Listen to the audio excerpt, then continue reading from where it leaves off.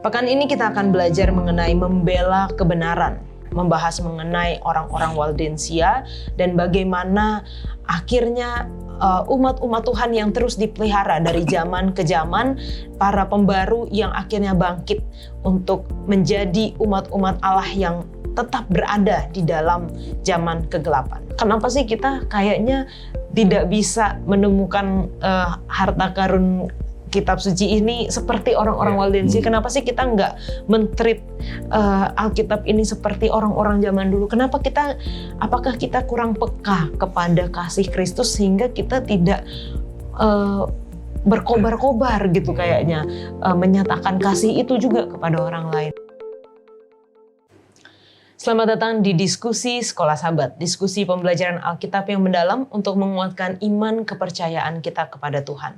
Senang sekali bisa terus menemani pemirsa dari pekan ke pekan, pelajaran ke pelajaran di dalam Diskusi Sekolah Sabat kita, dan di mana pelajaran pada triwulan kedua tahun 2024 ini membahas mengenai pertentangan besar atau The Great Controversy. Dan pada saat ini kita sudah masuk di pelajaran yang keempat. Terima kasih untuk teman-teman yang sudah bersedia datang di studio untuk berdiskusi bersama, dan tentunya kita juga senang untuk dapat menyapa teman-teman yang telah menyaksikan melalui YouTube channel ataupun melalui televisi pemirsa dari Hope Channel Indonesia. Untuk yang pertama mungkin boleh Gary untuk membacakan. Oke, baik. Ada dari Tera Gumsut ya. Terima kasih pembahasan Sekolah Sabat. Tuhan memberkati semua. Ada juga dari Olendus Channel. Shalom, terima kasih. Perkongsian pelajaran Sekolah Sabat sangat bermanfaat.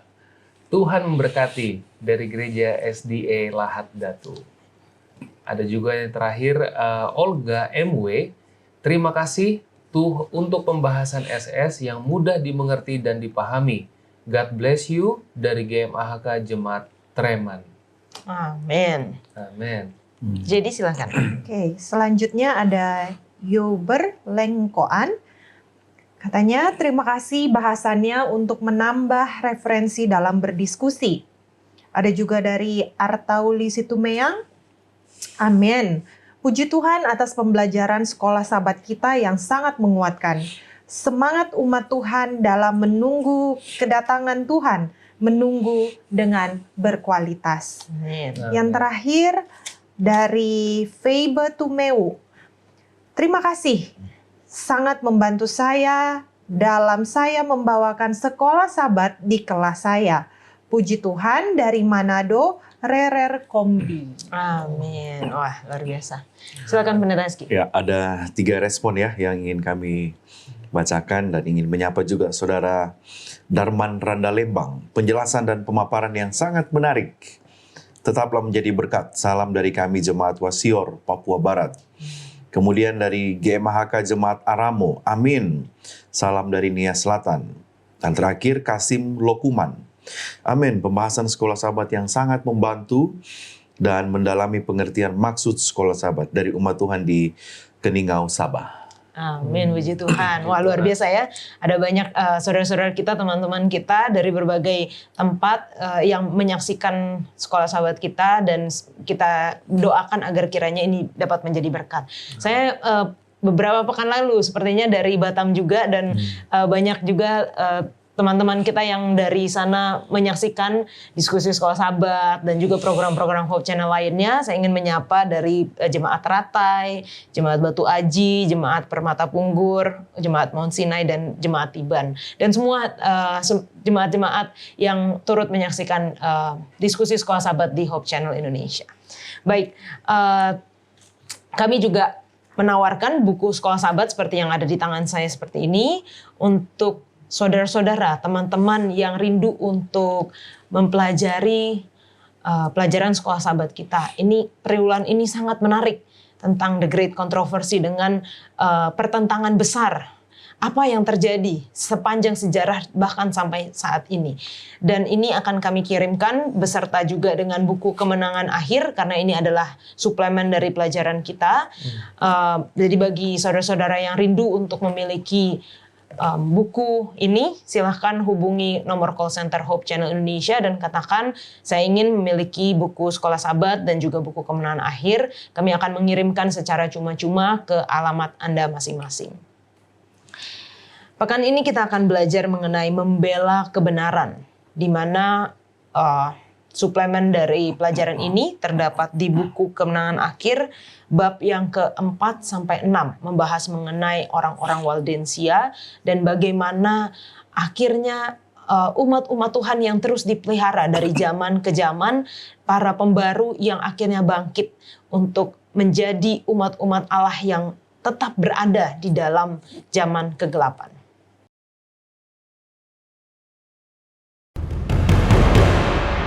Pertentangan besar. Tema sentral ini terbentang dalam seluruh isi kitab suci, mulai dari Kejadian hingga kitab Wahyu. Pertentangan besar dimulai di sorga, dengan pemberontakan Lucifer terhadap Tuhan, dan ketika Adam dan Hawa jatuh dalam tipuan setan, planet bumi menjadi terlibat. Kasih Allah dinyatakan di hadapan seluruh alam semesta. Ketika di Golgota, Kristus menyerahkan nyawanya untuk menebus umat manusia, dan kekalahan iblis telah dipastikan. Namun, peperangan terus berlanjut. Melalui sejarah dunia, kita melihat iblis berusaha menghancurkan umat Allah. Meskipun dia telah dengan kejam menganiaya gereja Kristus dan membantai jutaan orang, Allah selalu hadir untuk umatnya dan tidak pernah meninggalkan mereka. Mari kita jelajahi isu-isu utama, konflik Kristus dan iblis, dan melihat keberanian yang tak tergoyahkan dari orang-orang untuk mengikuti kebenaran kitab suci, gerakan reformasi atas dasar iman dan keselamatan oleh kasih karunia. Terang yang disingkapkan kepada para pendiri gereja sampai kepada peristiwa-peristiwa terakhir dalam pertentangan besar yang membawa kepada kemenangan akhir. Kasih Allah.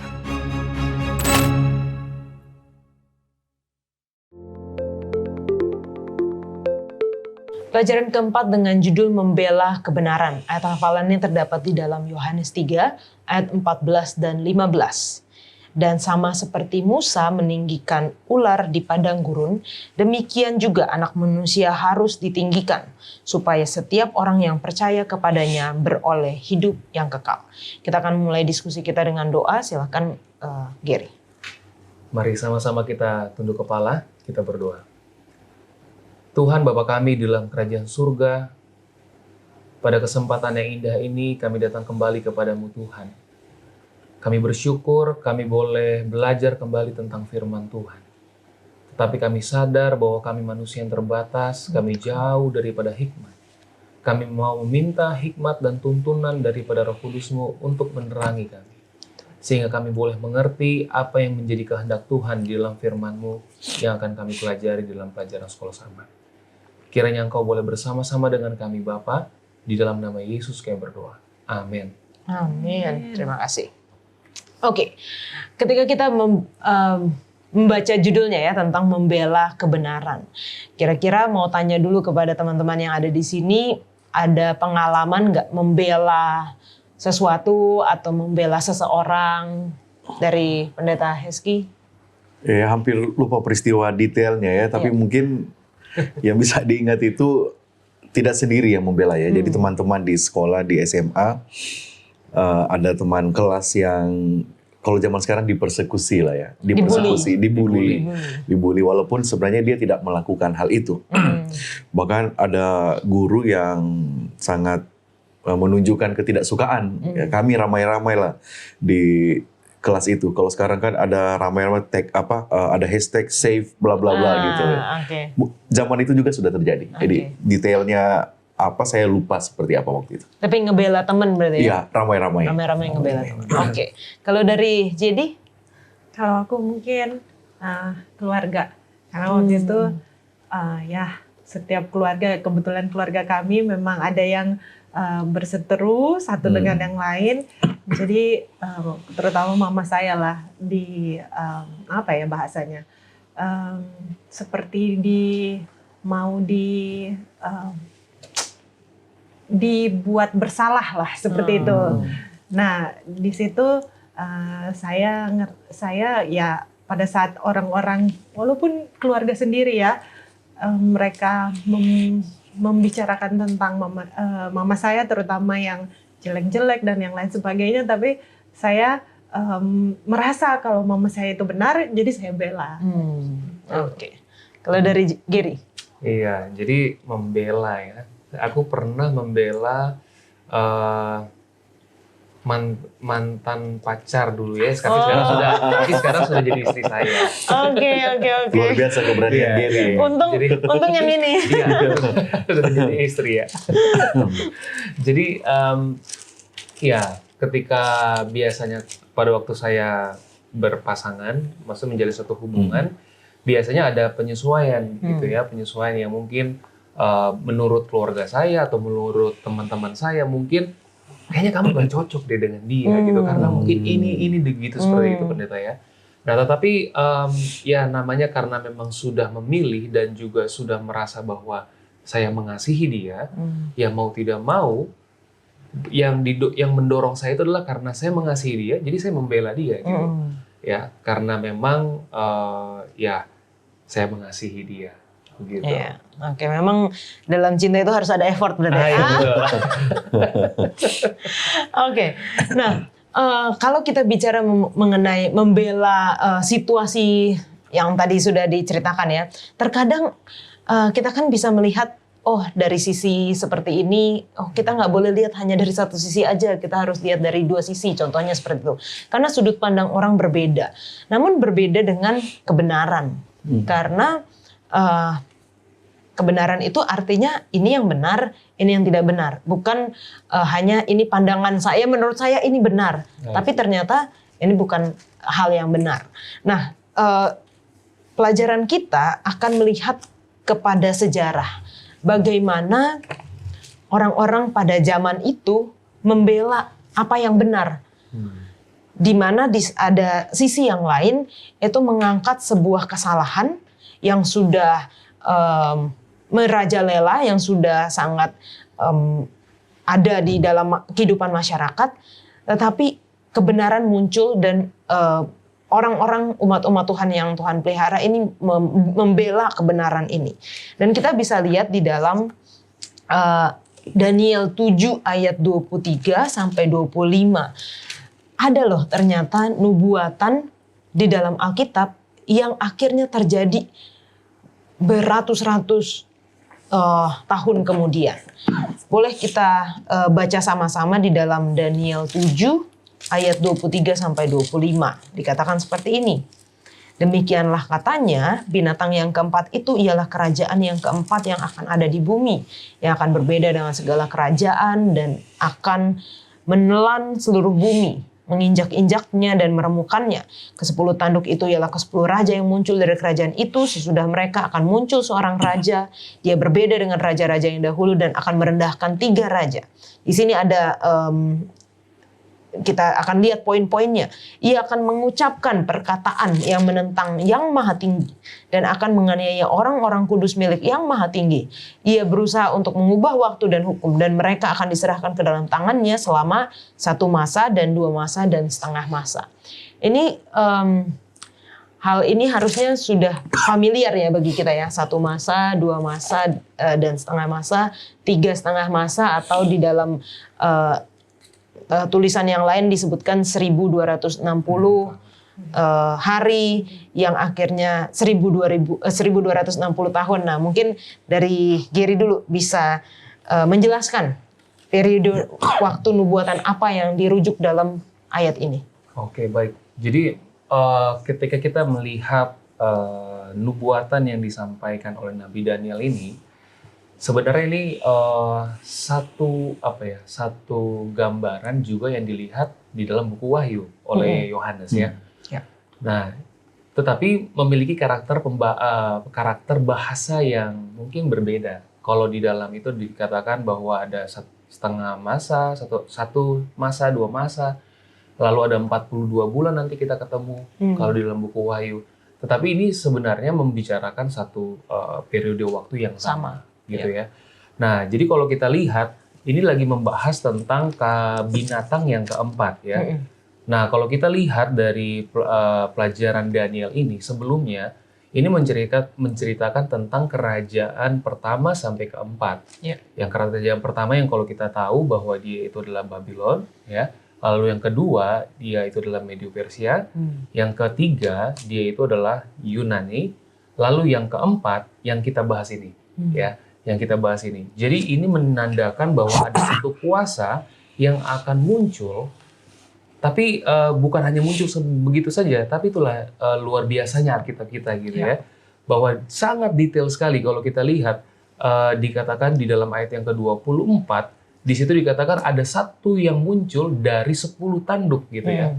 Dan mulainya itu setelah ketika 3 tanduk itu apa? 3 tanduk itu patah. Nah, kalau kita lihat dari 10 tanduk ini berbicara tentang kerajaan atau 10 negara pertama di Eropa, ya.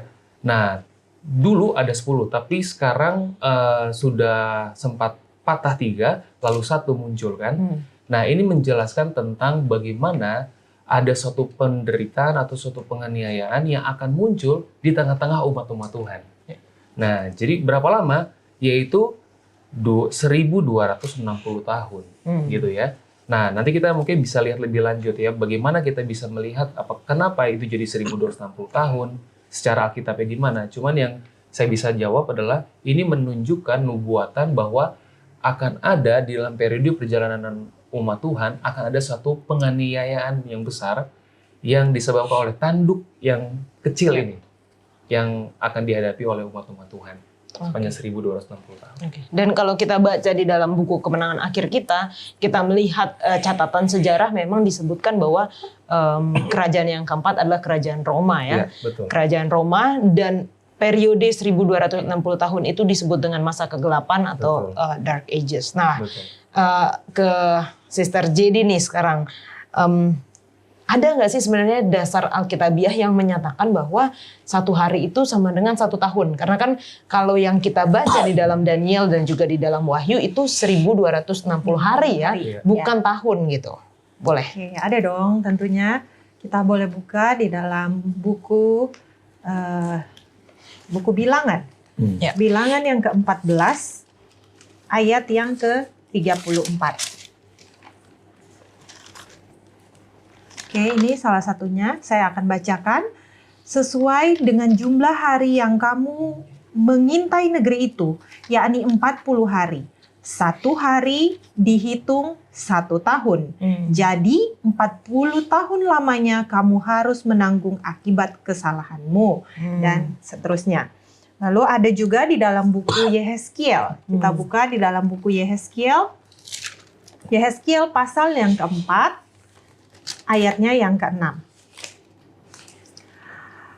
Kalau engkau sudah mengakhiri waktu ini, berbaringlah engkau untuk kedua kalinya. Tetapi pada sisi kananmu dan tanggunglah hukuman kaum Yehuda 40 hari lamanya. Aku menentukan bagimu 1 hari untuk 1 tahun. Jadi itu ya. Ayat-ayat di dalam Alkitab yang menunjukkan bahwa 1 hari nubuatan itu merupakan 1 tahun. Nah, kalau mulainya di mana dan berakhir di mana, apa yang terjadi di antara itu, Pendeta Hezki boleh menjelaskan? Baik, Sisiola, apa yang sudah diceritakan oleh saudara-saudara saya menceritakan tentang sejarah ya. Karena Alkitab ini kan adalah sejarah untuk mengkonfirmasi itu, ada banyak bukti sejarah yang mengkonfirmasi hal tersebut ya, apa yang diceritakan oleh Alkitab. Karena Alkitab juga selain ini sejarah, ini bersifat nubuatan. Sejarah itu peristiwa yang sudah terjadi, sedang terjadi, dan akan terjadi dalam bentuk nubuatan. Ketika masuk dalam pertanyaan Yola, apa maksudnya kapan mulai 1260 hari itu atau 1260 tahun itu terjadi, kapan? Kita mundur sedikit kepada peristiwa ini, dan boleh dikatakan karena kenapa angka-angka ini begitu menarik. Ya, di dalam Daniel pasal 7 ayat 23, 25, pasangannya itu adalah di dalam Wahyu pasal 12 ayat 6 ya. Wahyu pasal 12 ayat 6 dan 14 ya. Kita tahu poin yang mungkin yang saya mau ceritakan ataupun mau bagi, mungkin ini istilahnya poin untuk dibawa pulang ya sebelum masuk kepada 1260 itu. Setiap kali umat Tuhan mau setia kepada Tuhan, iblis paling nggak suka. Jadi setiap kali orang pengikut Tuhan mau berkomitmen untuk mengikut Tuhan, iblis nggak suka.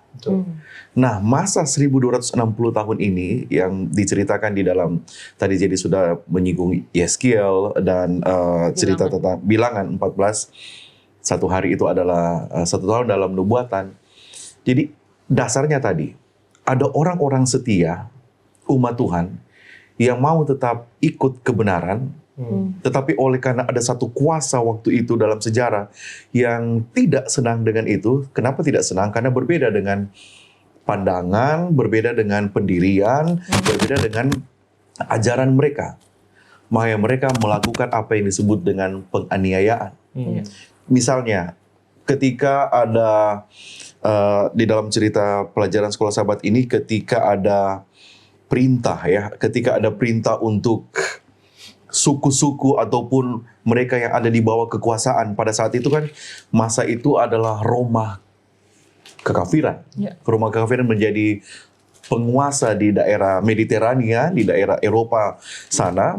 Ada paling tidak ada 3 suku yang tidak mengikuti ajaran dan kemauan Roma kekafiran pada saat itu, yaitu Visigoth, Vandals, dan Ostrogoth. Dan yang terakhir yang paling menunjukkan itu adalah Ostrogoth.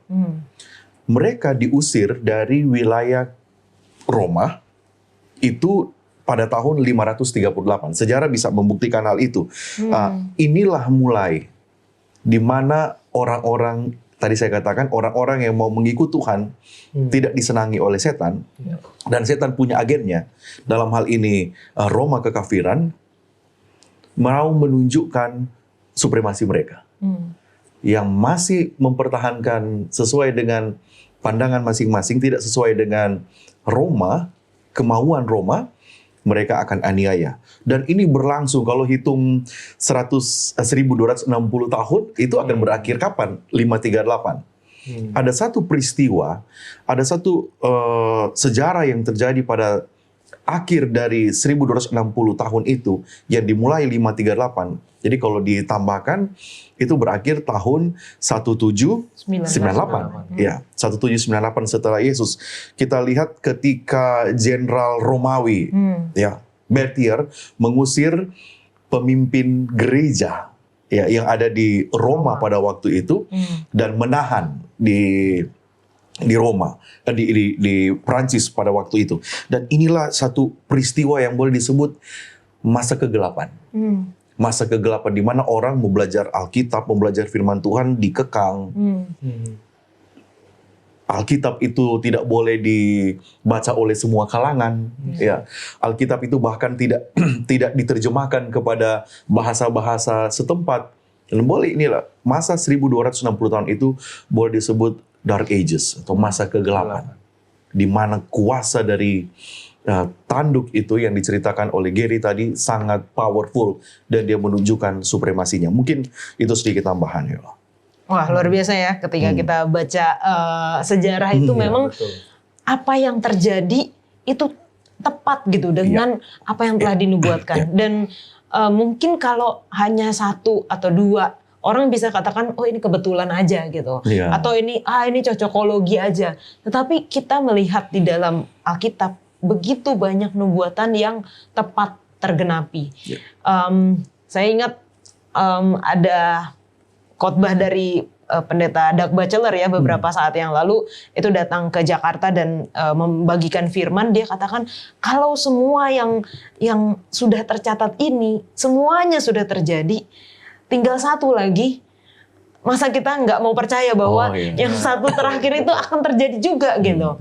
Jadi ini menjadi satu pelajaran bagi kita semua, seperti orang-orang umat-umat Tuhan yang suka untuk belajar firman Tuhan, walaupun mengalami dikekang, dianiaya, bahkan dibunuh. Masakan kita yang memiliki Alkitab saat ini kita tidak menggunakannya gitu, kita tidak mempelajarinya. Oke, mungkin kita akan masuk di pelajaran hari Senin, di mana ada ayat di situ, Yudas 3 ayat 4. Nah, mungkin kita bisa baca apa maksud dari ayat ini dan apa peringatannya bagi gereja Kristen sekarang ini. Dari Gary?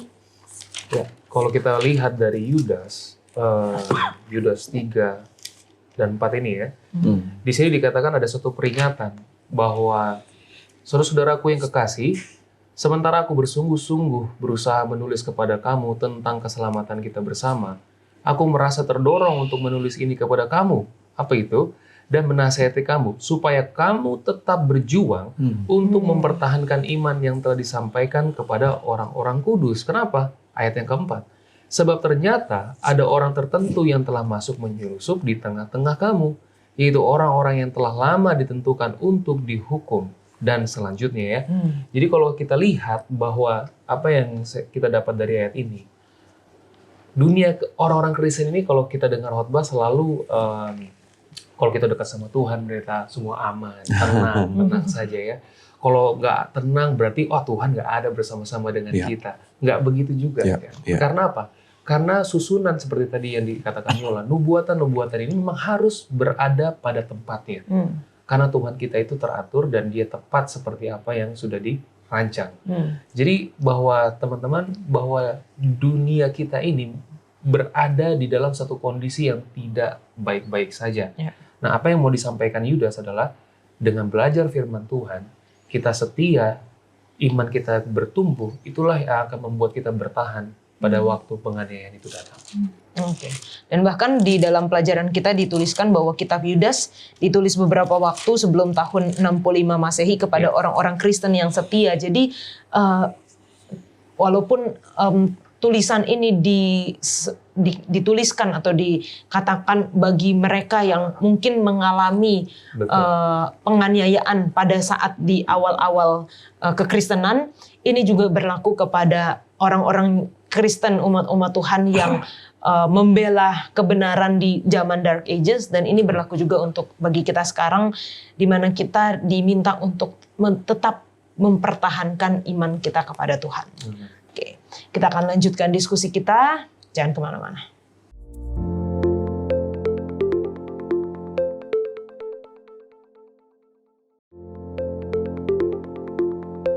Di tengah-tengah masa kegelapan, ada orang-orang Waldensia yang memiliki kesetiaan mutlak kepada Allah, ketaatan kepada otoritas kitab suci, dan komitmen mereka kepada supremasi Kristus. Dituliskan di dalam pelajaran hari Selasa, kaum Waldensia adalah salah satu kelompok pertama yang mendapatkan kitab suci dalam bahasa mereka sendiri. Mereka menyalin dengan tangan Alkitab yang ditulis oleh Jan Lager, seorang penyalin kitab suci dari suku Waldensia, dan secara diam-diam menyalin kitab suci di komunitas pegunungan di Italia Utara dan Prancis Selatan. Ini yang menarik. Anak-anak muda pada usia dini diinstruksikan oleh orang tua mereka untuk menghafal sebagian besar dari kitab suci. Dan tim penyalin kitab suci bekerja sama untuk menyalin Alkitab dengan susah payah. Banyak dari para pemuda membagikan kebenaran kitab suci secara diam-diam. Dan Tuhan memelihara orang-orang ini untuk menjadi satu kelanjutan agar tidak hilang benar-benar kitab suci yang Tuhan telah berikan kepada manusia.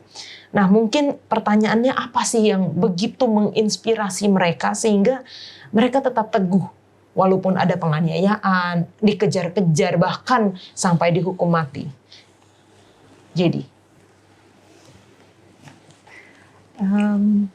saya merasa bahwa mereka ini pastinya ketika mereka sudah membaca firman Tuhan atau kitab suci, apalagi mereka salin lagi gitu kan, itu benar-benar firman itulah yang akhirnya masuk ke dalam hati mereka dan memenuhi hati mereka, diri mereka sendiri.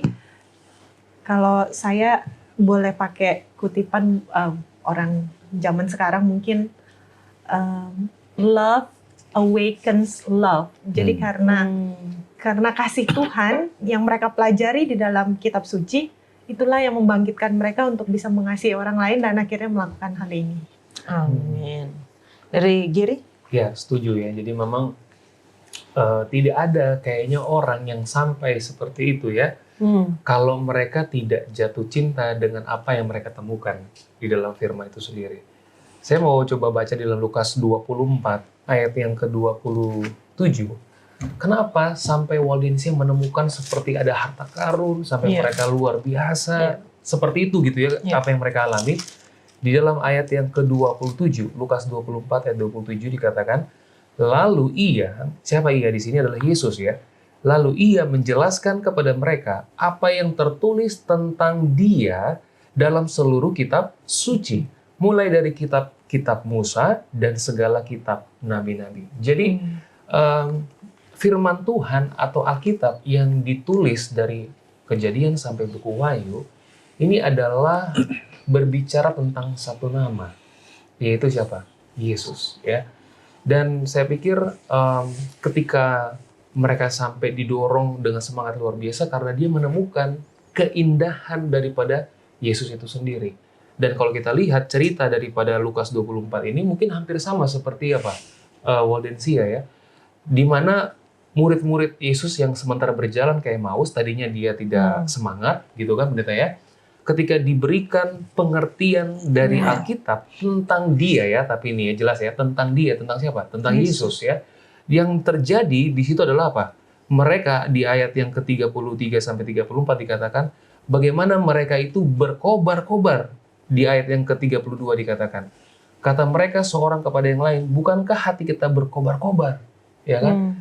Setelah mereka mendengarkan tentang Yesus dari firman Tuhan. Jadi menurut saya apa yang menjadi motivasi yang begitu besar adalah karena mereka menemukan cinta yang begitu murni daripada Yesus kepada mereka. Sehingga karena mereka merasa dicintai, dan itulah respon kita. Ya, bagaimana kita dicintai, ya udah saya juga harus mencintai. Kenapa? Karena ini tidak bisa dibendung gitu ya dari hati mereka orang-orang Waldensia. Oke. Dan ini mengingatkan saya juga ya, maksudnya bagi kita semua, kenapa sih kita kayaknya tidak bisa menemukan harta karun kitab suci ini seperti orang-orang Waldensia? Kenapa sih kita nggak men-treat Alkitab ini seperti orang-orang zaman dulu? Apakah kita kurang peka kepada kasih Kristus sehingga kita tidak berkobar-kobar gitu kayaknya, menyatakan kasih itu juga kepada orang lain. Nah mungkin dari Pendeta Hesky, bagaimana pelajaran tentang orang-orang Waldensia ini dapat menjadi pelajaran bagi kita atau menyemangati kita juga? Ya, terima kasih Sisiola, Jerry dan apa yang sudah Gary sudah bicarakan tadi. Kekokohan, ketahanan dari orang-orang Waldensia ini merupakan contoh nyata dari apa yang sudah diceritakan tadi di dalam Yudas 3:4. Yudas kan pasal 1 ayat 3 dan 4. Ketika berbicara sebelum pergi ke Waldensia, inilah yang mereka hidupkan. Prinsip sebenarnya dari Yudas 3 dan 4. Kenapa? Ketika berbicara Yudas ayat 3 dan 4, di sana paling tidak kalau kita tanya iman, apa iman yang seperti apa? Iman terhadap doktrin yang diajarkan satu kali. Apa artinya satu kali? Dalam ayat itu kan dikatakan iman yang telah disampaikan kepada orang-orang kudus. Jadi tidak ada perubahan ajaran yang diterima oleh orang-orang Waldensi dari awal firman Tuhan itu disampaikan. Jadi beriman kepada sesuatu yang dipercayai oleh orang-orang di Alkitab, orang-orang Waldensi percaya. Dan kita juga harus percaya apa yang dipercaya orang Waldensi, apa yang dipercaya oleh orang-orang di dalam Alkitab. Itu pertama, mereka beriman kepada kebenaran Alkitab itu sendiri. Kemudian siapa yang mempertahankan iman kebenaran itu? Orang Waldensi. Di sini di dalam Yudas pasal 1 ini bukan hanya kepada orang-orang tertentu, bukan hanya kepada pemimpin-pemimpin gereja, bukan hanya kepada para pastor, para pendeta kami, tapi kepada semua orang. Jadi what is faith? Itu kebenaran yang diberikan kepada orang-orang terdahulu, dipercaya oleh orang Waldensi, dipercaya oleh kita juga sekarang. Artinya tidak ada doktrin yang berubah. Ya, kebenaran Alkitab itu kokoh. Hanya pengetahuan kita yang bertambah-tambah dari apa yang diajarkan.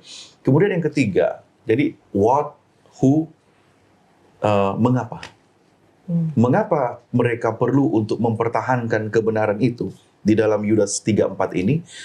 Secara sederhana Yudas bilang, ya karena ada guru-guru palsu. Jadi kenapa kebenaran itu harus diterima sesuai aslinya? Karena ada ajaran-ajaran lain yang sepertinya mengajarkan hal itu, tapi sebenarnya enggak. Dan yang terakhir, bagaimana? Orang Waldensi, kita percaya dalam pelajaran ini, mereka tidak sepenuhnya mengerti kebenaran itu. Ya, dalam pelajaran Sekolah Sahabat, dengan jelas penulis Sekolah Sahabat katakan, meskipun kaum Waldensia tidak memahami setiap ajaran kitab suci dengan jelas, nah ini yang menjadi amaran bagi kita. Tetapi mereka memelihara kebenaran firman Allah yang mereka ketahui, dan mereka membagikannya kepada orang lain. Jadi secara sederhana, kebenaran yang saya tahu, kebenaran yang saya mengerti, itulah yang dibagikan. Itu akan membuat kita tetap hidup dan menghidupkan kebenaran firman Tuhan. Itu yang dimiliki orang Waldensi. Mereka belum mendapatkan pengajaran-pengajaran kebenaran, belum diungkapkan kepada mereka seluruhnya, tetapi mereka menghidupkan apa yang mereka tahu, dan mereka membagikan apa yang mereka tahu. Nah, itu juga yang boleh menjadi pelajaran bagi kita. Tetap ikut doktrin Alkitab, artinya iman kepada yang sudah disampaikan. Kemudian kenapa itu harus dipertahankan? Karena ada ajaran palsu. Siapa yang harus mempertahankan itu? Semua kita. Dan bagaimana caranya? Ya ceritakan, bagikan kebenaran itu. Itu mungkin yang boleh kita ambil dari orang Waldensia yang merupakan representasi jelas dari Yudas 3 dan 4. Oke, terima kasih penjelasannya Pendeta. Nah, tadi kan saya sempat katakan bahwa luar biasanya orang-orang Waldensia ini menginstruksikan kepada anak-anak mereka untuk menghafal kitab suci. Nah, itu sebenarnya apa sih signifikansinya bagi kita sekarang? Kalau zaman dulu mungkin penting karena ketika mereka, kalaupun yang tulisan ini tidak ada, contohnya diambil, dibakar, dimusnahkan, mereka masih ada gitu di pikiran dan mereka bisa menyalin lagi gitu. Itu pentingnya pada zaman dulu mungkin yang di pikiran saya. Tapi kalau kita sekarang apa menurut Gary? Ya sangat penting sekali ya. Makanya sebenarnya sebelum dari Waldensia juga sebenarnya sudah dituliskan di dalam Perjanjian Lama ya. Kalau kamu duduk, kalau kamu sebentar lagi apapun yang kita sementara kerjakan, firman Tuhan itu harus diajarkan digantungkan ya, supaya leher. dia ingat gitu ya. Nah, tapi apa signifikansinya gitu ya? Ya, ketika kita berada di dalam segala aktivitas kita sementara mau mengambil sebuah keputusan atau saya bingung nih, saya harus ke kiri atau harus ke kanan, begitu ya kadang-kadang ya dengan pilihan-pilihan kita. Nah, tetapi Tuhan sangat jelas menjelaskan kepada kita bahwa Roh Kudus itu akan diberikan kepada kita supaya kita teringat kembali gitu ya. Bahwa apa yang sementara kita simpan di dalam pikiran kita sehubungan dengan firman atau perkataan Tuhan. Nah, jadi ketika kita harus memilih, Roh itu bekerja, yang akan diingat oleh otak kita adalah firman itu sendiri gitu ya. Dan itu yang akan menolong saya pribadi memutuskan setiap hari keputusan-keputusan itu benar dan berkenan di depan Tuhan. Oke. Dari jadi Anda untuk menghafal ayat-ayat Alkitab, apakah kayak Kejadian 1 hafal 1, 2, 3 ayat dan selanjutnya pasal 2, atau kayak kita sekarang gitu kan lebih banyak juga yang hanya beberapa ayat. Ini yang ayat yang kena nih sama saya hafal. Atau gimana? Kalau saya ngerasa kalau misalnya memang punya kesanggupan dan kemampuan untuk bisa menghafal satu ayat Alkitab, kenapa tidak? Hafalin aja gitu kan. Tapi saya juga yakin dan percaya Tuhan kita ini tahu setiap orang masing-masing kesanggupannya. Dan ketika memang dia bisa menghafal, tapi dengan sepenuh hati dia hafal ya, itu benar-benar dimasukkan dan itu hidup di dalam dia. Ayat itu hidup di dalam dia. Walaupun hanya beberapa ayat, tapi saya rasa itu kuasanya yang akan bekerja di dalam dia itu sama gitu loh. Maksudnya jadi pentingnya tuh kita belajar satu Alkitab ini ataupun satu ayat atau 2 ayat atau 1 pasal itu tetap benefitnya atau untungnya bagi kita itu tetap sama. Gitu. Pendeta Eski? Pertama, Yesus menghafal kitab suci. Ayat-ayat yang ya tentu yang dia hafal itu adalah tulisan para nabi yang ada di dalam perjanjian lama. Jadi itu pertama. Pertama, Yesus menghafal. Kemudian yang kedua, signifikansi atau untungnya menghafal ayat-ayat itu karena diminta. Paulus di dalam Kolose pasal 3 ayat 16 bilang, hendaklah perkataan Kristus diam dengan segala kekayaannya. Perkataan Kristus diam dengan segala kekayaannya di antara kamu. Kata diam ini artinya tinggal. Dan nanti kan ada satu masa bisa terjadi apa yang sudah terjadi pada masa Dark Ages tadi itu, di mana kita tidak punya akses lagi kepada kitab suci, itu akan muncul dengan sendirinya ketika kita belajar dari sekarang. Tentu bukan hanya sekedar menghafal. Orang-orang di Waldensia itu ada istilah yang saya dapatkan. Orang-orang Waldensia ini, jadi mereka bukan hanya sekedar membaca, mereka itu orang-orang Kristen, mereka katakan every Christian must be a biblical educated theologian. Jadi secara sederhana, bukan hanya sekedar mereka membaca, menghafal, tetapi dengan roh yang daripada Tuhan akan membuat mereka menjadi pembelajar Alkitab, bahkan teologian bagi diri mereka. Mereka mengerti ayat itu, walaupun tidak seluruhnya, karena bertahap kebenaran diberikan kepada mereka.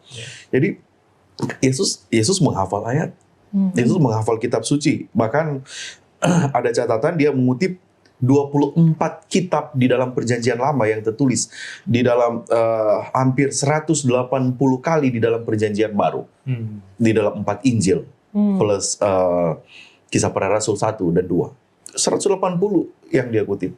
Dia tidak membaca kitab, belum ada gulungan kitab-kitab yang seperti Dead Sea Scrolls yang kita tahu. Jadi kita diminta untuk perkataan Tuhan itu tinggal.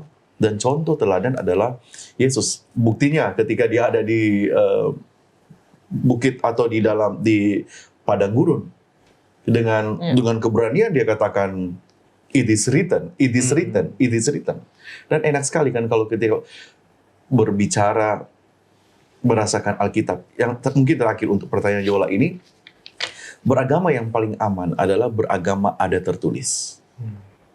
Sehebat-hebatnya seorang pendeta, seorang pengajar Alkitab menceritakan pengalaman ataupun menceritakan pandangannya, yang paling aman bagi kita adalah berdasarkan ada tertulis. Itu orang Waldensia, mereka mempercayai otoritas kitab suci. Terima kasih pendeta. Baik teman-teman, diskusi kita masih akan berlanjut, jadi jangan kemana-mana, kita akan kembali lagi setelah yang satu ini.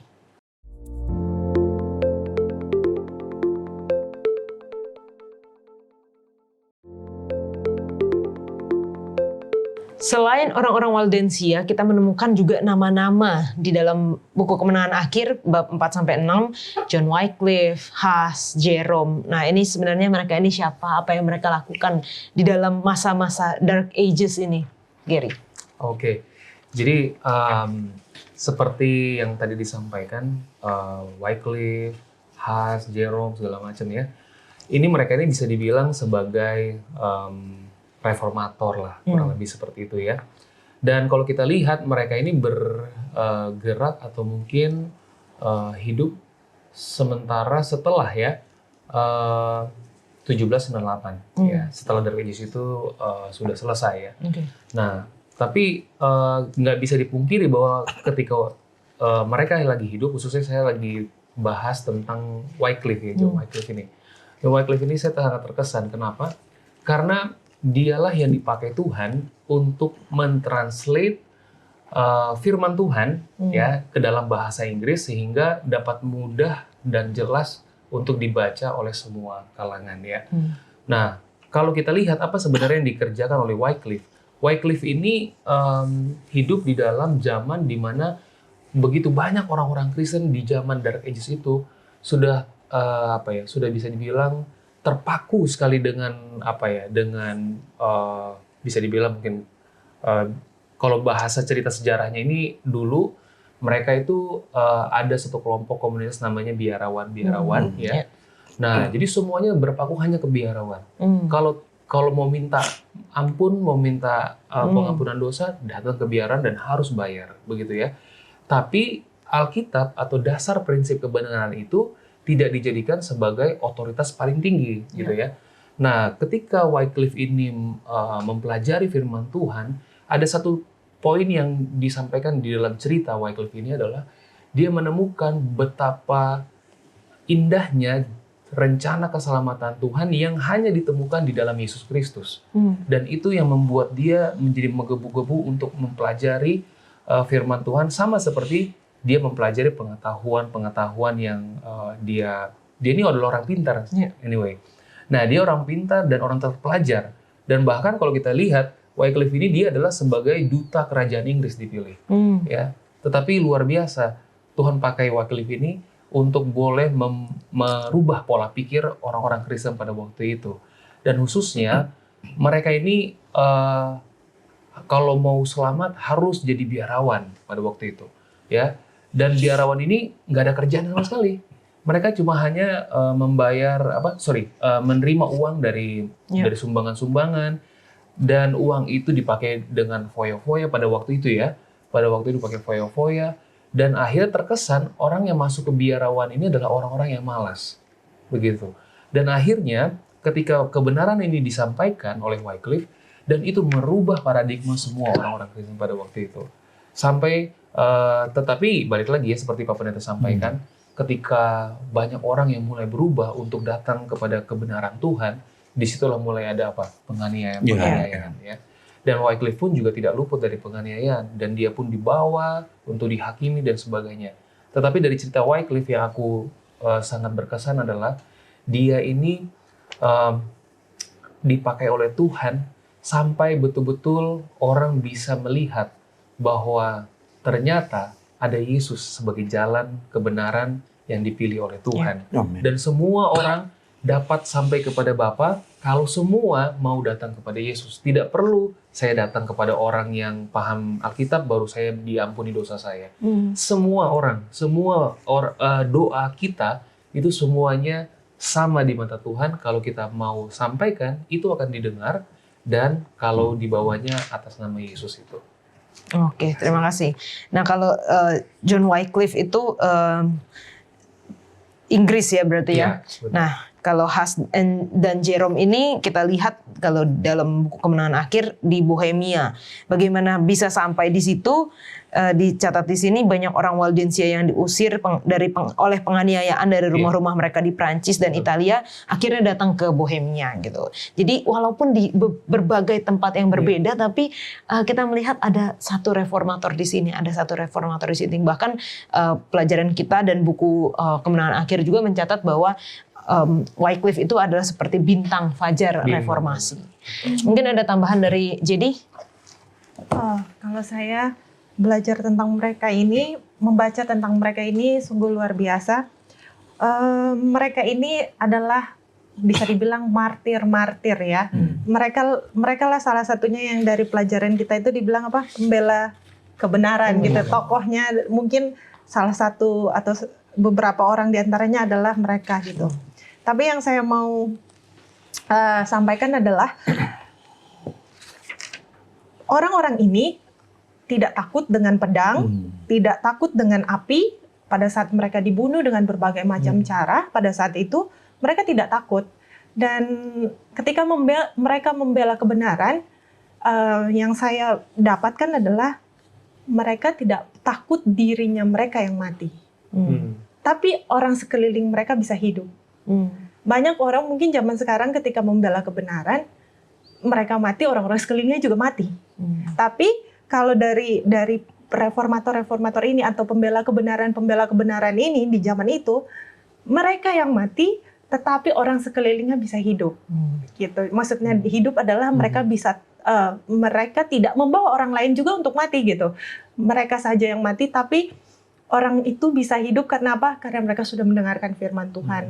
Gitu. Jadi saya ngerasa ada di dalam yang pelajaran kita ini, saya merasa tersentuh sekali dibilang orang-orang ini mereka percaya akan janji Kristus di dalam Alkitab, di dalam Yohanes 14 ayat yang ke-19. Dikatakan bahwa Kristus yang bicara pada saat itu ya. Ini kata-kata Kristus. Sebab aku hidup, kamu pun akan hidup. Jadi orang-orang ini percaya bahwa ketika Yesus aja hidup, jadi walaupun mereka mati pada saat itu, tapi mereka akan hidup kembali. Yesus yang akan bangkitkan. Oke, amin. Pendeta, ada tambahan? Iya, gairah dan sukacita dari baik Wycliffe, Huss, Jerome yang membuat mereka seperti itu. Semangat terhadap firman Tuhan. Mereka mau mati terhadap kebenaran itu karena cintanya mereka kepada kebenaran itu. Kalau kita sudah mencintai kebenaran, mencintai Kristus itu, yang lain kita akan anggap secondary. Ya. Mau menderita, kita tidak akan mempertimbangkan lagi selain pertimbangkan Yesus. Jadi ketika Yesus itu sudah ditinggikan, sama seperti ular, itu sudah semuanya. Bahkan kita lihat ya, sejarah tadi sudah diceritakan, Huss ini menggemparkan Praha waktu itu ya, kota Praha di Ceko. Bagaimana ketika dia harus dimintakan ke Roma untuk memberikan penjelasan, orang-orang bilang, oh nggak usah, dia tetap aja di sini, karena ketika pergi ke Roma itu berarti kematian. Mempertanggungjawabkan kepada pemerintahan di sana, dalam hal ini gereja, itu berarti kematian. Orang-orang malah bersimpati dengan Huss, mereka kirim surat, orang lain aja yang memberikan keterangan. Oh enggak, akhirnya ada kesusahan yang terjadi di Praha. Selama menentang keputusan Roma, itu berarti kota itu akan dikucilkan. Dan benar kan, Praha dikucilkan dalam sejarah. Ada masa di mana memang tidak akan ada perhatian lagi dari bangsa-bangsa yang lain. Dan orang-orang di Praha menganggap bahwa Huss lah yang menjadi penyebab sampai kota mereka dikucilkan. Ini juga akan terjadi di akhir zaman. Ketika orang-orang yang tetap mempertahankan kebenaran akan dianggap menjadi penyebab kesusahan yang terjadi di satu wilayah ataupun di dunia ini. Tapi mereka tetap berjuang. Dia melarikan diri, kita tahu ceritanya, melarikan diri, bahkan dia mati dalam pengasingan. Dan Roma yang tidak mau, istilahnya apa ya bahasanya sekarang, memang nggak mau pengaruhnya tetap ada. Dia sudah mati, kuburnya digali. Dia dibakar, abunya dibuang ke sungai. Udah mati, digali lagi.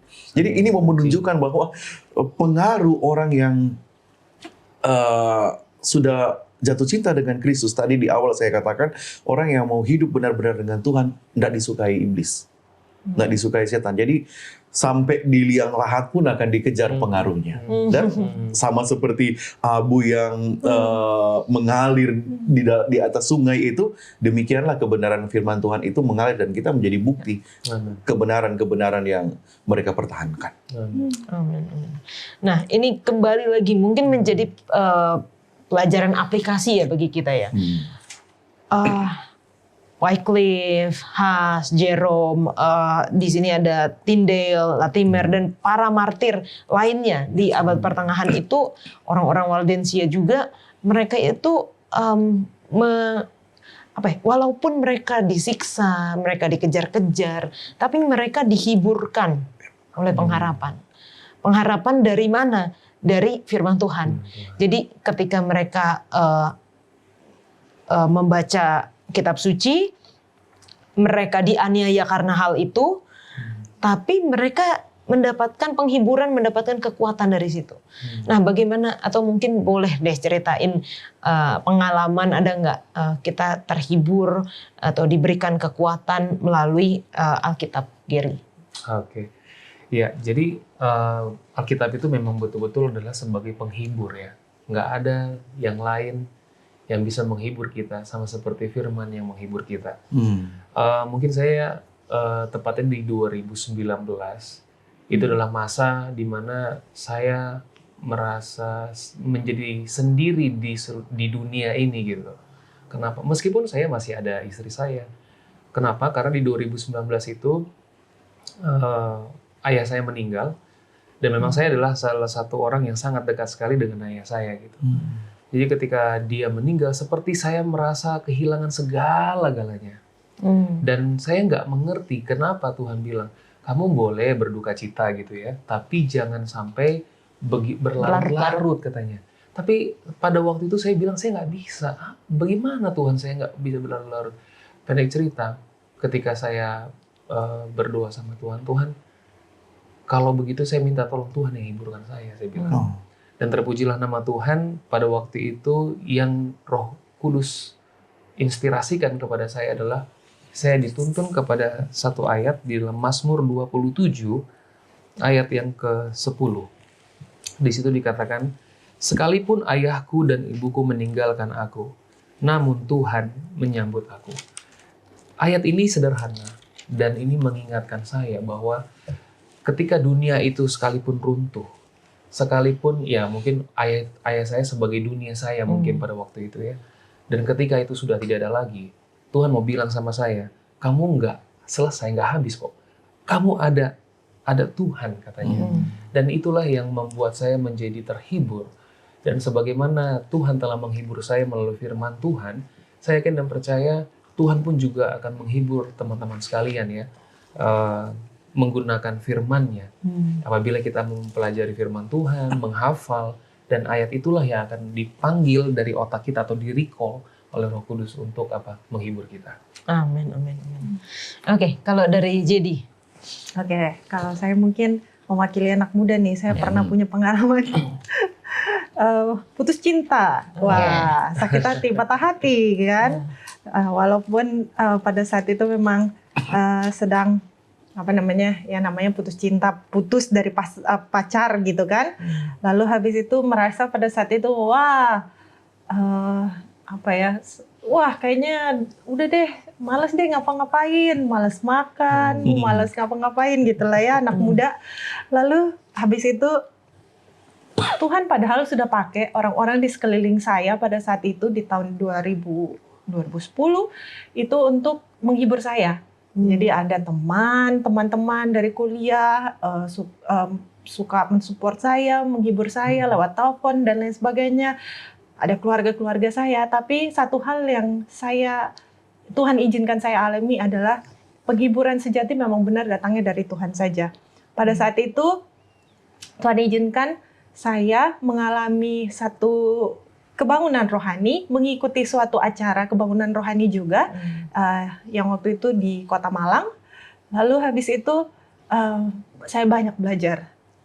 Saya merasa gini, wah, selama ini yang saya pikirkan ternyata hanya saya doang. Oh saya diputusin dan lain sebagainya, bla bla bla bla. Wah ini udah kayak akhir dunia. Tapi ternyata pada saat saya ikut kebangunan rohani, Tuhan kasih tahu di luar sana. Banyak loh orang yang binasa yang nggak kenal Tuhan. Kamu cuma ngelihat diri kamu sendiri gitu kan. Kayak cuma perasaan kamu yang kamu pentingkan. Disitulah Tuhan menghibur saya secara pribadi. Bahwa wah ternyata sudah banyak sekali yang Tuhan lakukan untuk saya. Dan ini sebenarnya hanya hal kecil. Kenapa saya harus memperbesarkan masalah itu? Kenapa saya harus tenggelam di dalam masalah itu? Padahal di luar sana banyak yang bisa... orang-orang pada binasa, orang-orang pada mati. Saya putus dari pacar nggak mati kan, gitu. Tapi orang di luar sana kalau nggak mengenal Kristus mereka mati, gitu. Jadi saya rasa dihiburkan sekali bahwa saya belajar bahwa di dalam Roma 8 ayat 28 kita tahu sekarang bahwa Allah turut bekerja dalam segala sesuatu untuk mendatangkan kebaikan bagi mereka yang mengasihi Dia, yaitu bagi mereka yang terpanggil sesuai dengan rencana Tuhan. Jadi pada saat itu Tuhan izinkan saya Tuhan hiburkan saya pada saat itu bahwa ternyata yang sakit hati bukan cuma saya, yang menderita di dunia ini bukan cuma saya, dan ada Yesus yang bisa menghibur saya secara pribadi. Amin. Memang firman Tuhan ini luar biasa ya. Ini benar-benar terjadi gitu. Ini benar-benar bisa menghibur, benar-benar bisa memberikan kekuatan. Nah, pendeta mungkin sebagai kesimpulan apa yang dapat kita pelajari dari para pembaru ini dan bagaimana ini dapat menginspirasi kehidupan kekristenan kita sekarang. Oke, baik. Terima kasih Sisiola. Seringkali penderitaan diizinkan terjadi sebagaimana peristiwa 1260 itu, 1960 tahun itu, untuk kebenaran-kebenaran lain dinyatakan. Tuhan seringkali mengizinkan duka cita, sakit hati, bencana dalam hidup kita untuk melihat kebenaran-kebenaran lain yang perlu disingkapkan. Makanya kita mempercayai bahwa kebenaran Tuhan itu progresif. Kebenaran-kebenaran Tuhan itu dinyatakan secara bertahap pada waktunya, dan seringkali pada waktunya itu adalah lewat kesusahan. Itulah yang dialami oleh para martir, orang-orang Kristen, orang Waldensia yang hidup di zaman kegelapan itu. Nah, kita sekarang pun melihat hal yang sama. Kalau kita ada dalam penderitaan, kalau kita ada dalam kesusahan, kalau kita sedang ada dalam sakit hati, duka cita, jadikan itu kesempatan untuk melihat kebenaran Tuhan yang lain yang belum saya ketahui. Karena di dalam kebenaran Alkitab yang sudah kita pelajari, pelajaran sekolah Sabat ini, Wahyu pasal 12, ayatnya yang ke-14 katakan, kepada perempuan itu diberikan kedua sayap dari burung nasar yang besar supaya ia terbang ke tempatnya di padang gurun. Oke, padang gurun, tempat yang boleh menggambarkan kematian, di mana ia dipelihara. Seringkali kehidupan yang ibarat kata kita menghadapi padang gurun dalam hidup ini, Betul. di sana adalah pemeliharaan Tuhan. Amin. Tidak ada terang, tidak ada pengharapan, kelihatannya seperti itu. Tapi di sanalah itu pemeliharaan Tuhan. Tetaplah percaya bahwa kita sekarang masih melihat dengan yang samar-samar. 1 Korintus pasal 13 ayat 12. Tapi perlahan demi perlahan, sampai pada waktunya kita akan lihat tanpa ada sulubung lagi ketika melihat dia muka dengan muka. Amin. Terima kasih Pendeta Heski dan Gary dan jadi juga untuk diskusinya luar biasa. Dan saat ini kita akan masuk di dalam sesi tanya jawab. Bagi teman-teman yang masih memiliki pertanyaan terkait dengan pelajaran kita sepanjang triwulan ini, pertentangan besar, silahkan tinggalkan di kolom komentar YouTube channel Diskusi Sekolah Sabat ataupun juga melalui nomor call center Hope Channel Indonesia dan kita akan membahasnya.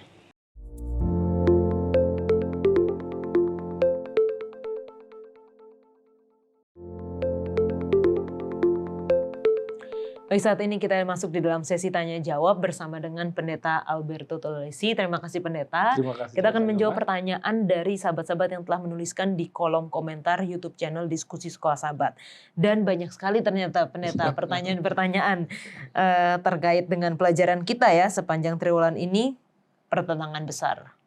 Yang pertama dari Jos Maniburi dari Papua. Kalau di bumi ini perang antara dua negara dengan fisik senjata yang canggih. Kalau Allah dan setan pakai senjata apa mereka perang? Oke, baik. Kita baca dulu Wahyu 12 ayat 7 sampai 9. Ya. Peristiwa peperangannya itu ya. Jadi Alkitab berkata, maka timbullah peperangan di sorga, Mikael dan malaikat-malaikatnya berperang melawan naga itu, dan naga itu dibantu oleh malaikat-malaikatnya. Tapi mereka tidak dapat bertahan. Mereka tidak mendapat tempat lagi di sorga, dan naga besar itu si ular itu yang disebut iblis atau setan yang menyesatkan seluruh dunia dilemparkan ke bawah, ia dilemparkan ke bumi bersama-sama dengan malaikat-malaikatnya. Kalau perang di bumi saling membunuh, ya, senjata mematikan, ya, untuk membunuh satu dengan yang lain, ya. Tapi yang terjadi di sorga pada saat ini, Allah yang penuh rahmat tidak langsung menghukum mati dan binasakan Lucifer. Dengan kuasanya yang maha kuasa sangat memungkinkan dia dibinasakan. Tapi yang terjadi adalah bahwa Lucifer dibuang, diusir. Kemahakuasaan Allah, rahmat Allah yang tidak terbatas sebetulnya berulang kali mempertobatkan Lucifer, tapi Lucifer tidak mau. Dan akhirnya dia diusir dari bumi. Bentuknya seperti apa, peperangan seperti apa, yang jelas bukan seperti manusia dalam pemahaman perang yang kita tahu bahwa mereka saling membunuh, saling membinasakan dengan senjata-senjata yang mematikan. Tapi Allah dengan penuh rahmatnya dia hanya mengusir iblis dari surga. Itu yang Alkitab ceritakan buat kita. Oke, terima kasih Pak Pendeta untuk jawabannya. Nah, ini pertanyaan selanjutnya dari Beni Pasaribu. Adakah yang bisa kasih pencerahan kapan pemberontakan ini terjadi? Sebelum kejatuhan manusia atau sebelumnya? Dan saya ingin gabungkan dengan satu pertanyaan lanjutan lagi nih Pendeta. Dari Joko Yudo Winarno. Wahyu 12 ayat 9, setan dilempar ke bumi. Pertanyaannya kapan bumi diciptakan dalam Kejadian 1. Jadi ini adalah dua pertanyaan tentang kapan pemberontakan ini terjadi. Apakah sebelum manusia ada, sebelum kejatuhan manusia atau setelahnya, dan kapan bumi itu dijadikan dalam Kejadian 1. Baik, terima kasih Yola.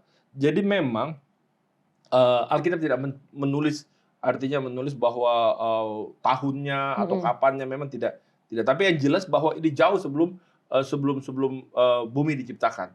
Oke. Jadi ini sebelum bumi diciptakan. Jadi ini peristiwa terjadi di sorga. Ya, mari kita lihat di dalam ini ayat-ayatnya tetap sama karena pertanyaannya hampir mirip semua. Ya. Bila mana kita lihat tadi Wahyu 12 ya, ayat 7 menyatakan kepada kita bahwa ada peperangan, maka timbullah peperangan di sorga. Jadi peristiwa asal mula dari segala sesuatu yang terjadi dengan pemberontakan iblis dan Lucifer ini, dia berasal di sorga. Ya. Nah, kenapa langsung di ayat yang ke-9 bunyinya adalah bahwa dan naga besar itu, si ular tua yang disebut iblis atau setan yang menyesatkan seluruh dunia, dilemparkan ke bawah, ia dilemparkan ke bumi bersama-sama dengan malaikat-malaikatnya. Memang seolah-olah langsung dia ke bumi ini ya. Karena memang kan Alkitab ini kan diciptakan untuk orang yang ada di bumi ini. Oke. Untuk kita manusia yang ada di bumi ini kan manusia-manusia yang sama. Ya, tapi Allah lah yang menginspirasi mereka untuk menulis kitab suci ini. Jadi itu peristiwanya sebelum bisa dikatakan bahwa sebelum penciptaan itu terjadi. Nah, setelah itu kita lihat bahwa ketika bumi diciptakan, kisah penciptaan muncul. Ya. Maka di sanalah iblis mencobainya. Iblis dibuang, dalam pemahaman dibuang dari sorga. Ketika Yohanes kekasih yang menulis kitab Wahyu melihatnya, sudah langsung buminya ada kan, karena dia kan ya yang ada di planet bumi ini kan. Jadi dia menceritakan apa yang terjadi. Oh, dia seolah-olah dibuang langsung jatuh ke bumi. Itulah kira-kira gambaran Kayola. Jadi sebenarnya kalau di dalam Wahyu ini bukan serta-merta langsung dibuang ke bumi ya, tapi ditulis ke bumi diusir dari sorga. Dibuang ke bawah. Jadi begini Yola, ada beberapa tulisan ya, nanti mungkin kita bisa sampaikan tulisan-tulisan yang menyatakan bahwa sebetulnya nanti kita lihat indikasinya di dalam kitab Ayub bahwa ada dunia yang tidak jatuh dalam dosa. Ada makhluk cerdas juga yang Allah ciptakan selain daripada Adam dan Hawa. Ya.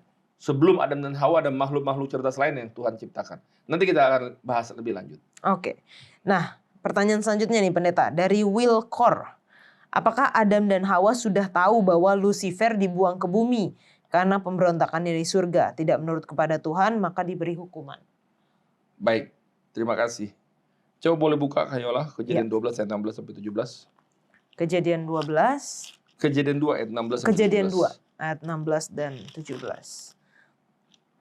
Lalu Tuhan Allah memberi perintah ini kepada manusia, semua pohon dalam taman ini boleh kau makan buahnya dengan bebas. Tetapi pohon pengetahuan tentang yang baik dan yang jahat itu, janganlah kau makan buahnya. Sebab pada hari engkau memakannya, pastilah engkau mati. Ini namanya kuasa memilih. Jadi apakah dikasih tahu konsekuensi dari pelanggaran? Dikasih tahu.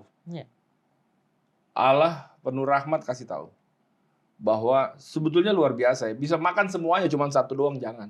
Karena kenapa? Supaya ada kuasa memilih. Supaya Adam dan Hawa bisa mewujudkan kasihnya kepada Allah dengan menuruti Allah.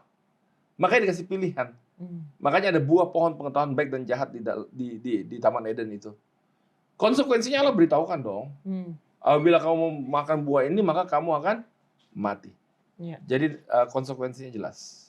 Tapi untuk apakah Allah memberitahu Adam dan Hawa tentang Lucifer itu tidak tercatat dalam Alkitab? Tidak tercatat dalam Alkitab. Tapi yang jelas bahwa Allah yang penuh rahmat, Dia menciptakan segala sesuatu yang terbaik sehingga semua kebutuhan Adam dan Hawa terpenuhi. Jadi ini adalah Allah yang luar biasa. Semuanya terpenuhi. Dia berikan semuanya. Pohon pengetahuan baik dan jahat hanya satu saja. Untuk menyatakan bahwa apakah engkau mengasihi aku dengan segenap hatimu dan menuruti segala apa perintah Tuhan. Baik, terima kasih Pendeta. Jadi Kayola sebelumnya, sorry.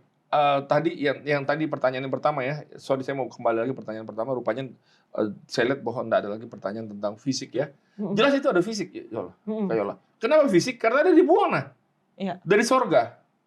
Jadi keberadaan di sorga nggak bisa lagi. Dia dibuang dari sorga. Jadi itu bisa kita katakan bahwa ada unsur fisik di sana. Tapi tidak dalam rangkaian konteks membunuh dan membinasakan. Kalau perang di bumi membinasakan, Oke. membunuh satu dengan yang lain. Oke, baik. Terima kasih pendeta. Jadi kalau bisa saya urut-urutkan contohnya kronologinya ya. Jadi ada peperangan di surga itu yang pertama. Iya. Jauh sebelum peperangan itu terjadi, Lucifer terdapat di dalam hatinya keinginan untuk menyamai Allah, Iya.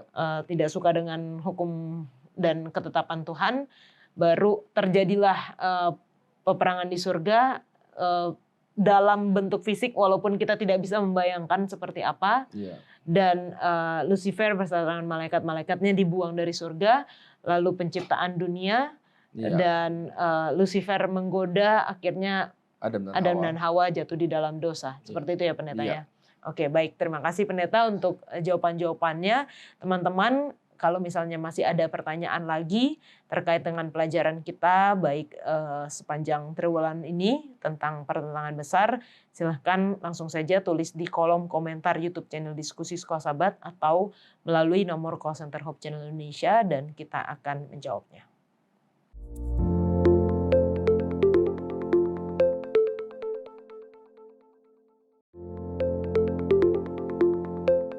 Kita akan menutup diskusi kita dengan doa yang dibawakan oleh Pendeta Heski. Baik, mari kita berdoa.